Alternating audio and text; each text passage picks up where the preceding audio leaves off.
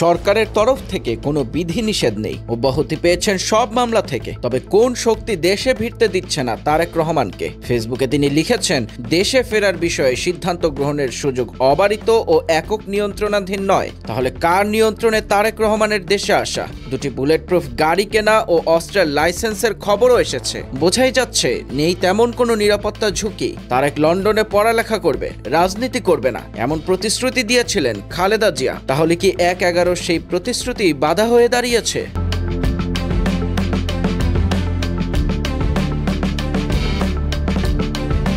BNP chairperson Begum Khaleda Zia দীর্ঘদিন ধরে শারীরিক জটিলতায় ভুগছেন। সম্প্রতি অবস্থার অবনতি হলে তাকে রাজধানীর এভারকেয়ার হাসপাতালের সিসিইউতে ভর্তি করা হয়। এই সংকটাপূর্ণ মুহূর্তে তার বড় ছেলে ও বিএনপির ভারপ্রাপ্ত চেয়ারম্যান তারেক রহমান পাশে নেই। রাজনৈতিক বিশ্লেষক মহিউদ্দিন আহমেদ বলেন, ফেসবুকে তারেক রহমান যা বলেছেন তাতে মনে হয় দেশে আসার বিষয়টি তার নিজের ওপর নির্ভর করে না এবং আরও অনেক ফ্যাক্টর আছে যার ওপর তার নিয়ন্ত্রণ নেই। তিনি আরও বলেন, ১/১১-এর সময় কিছু ব্যাপার ছিল। তারেক রহমান এক ধরনের মুচলেকা দিয়েছিলেন। খালেদা জিয়াও বলেছিলেন যে তারেক লন্ডনে পড়াশোনা করবে, রাজনীতি করবে না। আমরা জানি না সেই অঙ্গীকারের মেয়াদ শেষ হয়ে গেছে কিনা, তিনি বাংলাদেশের পাসপোর্ট নিয়েছেন কিনা তাও পরিষ্কার নয়। দর্শক, আপনারা কি মনে করেন, কেন ফিরছেন না নির্বাসিত এই নেতা? আপনাদের মূল্যবান মতামত জানাতে পারেন কমেন্ট বক্সে।